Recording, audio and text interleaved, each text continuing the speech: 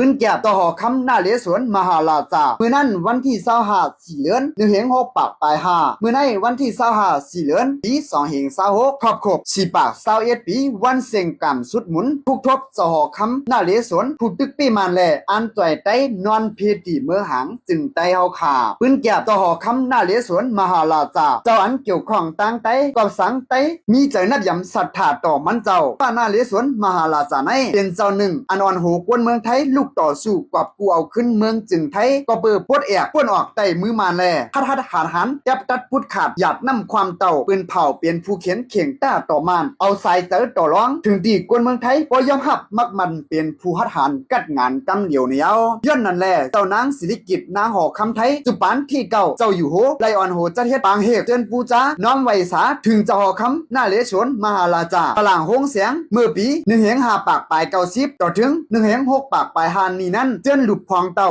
สร้างอุดเข้ามาตั้งหอเจ้าไว้ตีเมืองง่ายในตงเวียงเกียงหลาวเจดอนเจียงใหม่ในจึงไทยป่วนมา20ปีปลายในวันที่25 1เฮง9ปาก97อันเป็นวันตัดศึกไทยนั้นพี่ตั้งพี่น้องไทยและพี่น้องไต้เข้าห่มปูชากะละว่านับยำไว้สาตั้งนำตั้งหลายแนวผู้ใหญ่กวนหลงเจ้าหนึ่งในการหมายกึมได้กล่าวลัดนี้ว่ารองเมืองใต้และเมืองไทยเป็นปีออกน้องเป็นกันอันนั้นอำก้อมกะว่าลาดออกปากออกซบละหลายยังมีหลักฐานเป็นปืนเดมาเจียมป่านั้นเย้าเพราะนั้นเมืองใต้ก่อนไล่ตกเปลี่ยนในมือกำมันไว้ยามนั้นเจ้าพระนาเรศวรได้จอยเถียมเจ้าคำไก่น้อยเสียนวีนั่นมาเมื่อพองปีเครียด1เฮง6ปากนั้นเจ้าคำไก่น้อยตึกเอาเมืองใต้ไหลมาอีกปะดังเมืองโตเก่าเมืองเสียนวีเสถึงมาใน1เฮง6ปากไปสิคุณหย่องย่านมันมาตึกเมืองใต้แทงแลมันเจ้ายันซึกแกดเควันเมืองโตเก่าอำปีไหลจังไรย้อนตั้งจอยเถียมที่เจ้าหอคำนาเรศวรจึงไทยเถียงเหนียวเพราะนั้นโฮมว่าเจ้าหอคำนาเรศวรอายุยาวทนถึง50ปีเยอะเสียตาก็อำหย่อนเฮียงเจ้าเก่าแลจังอ่อนเอาตับซึกมันเจ้าขึ้นเมื่อจ่อยเจ้าคำไก่น้อยที่เมืองเสียนวีกำหนึ่งในเส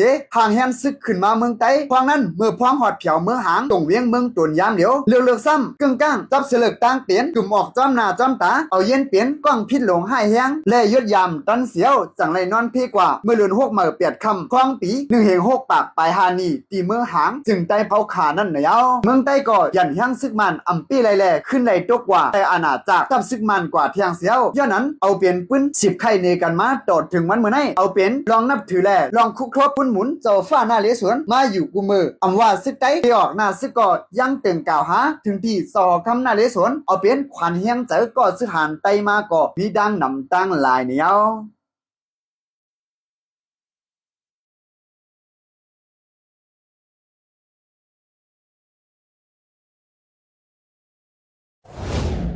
เก็บสืบปืนเพ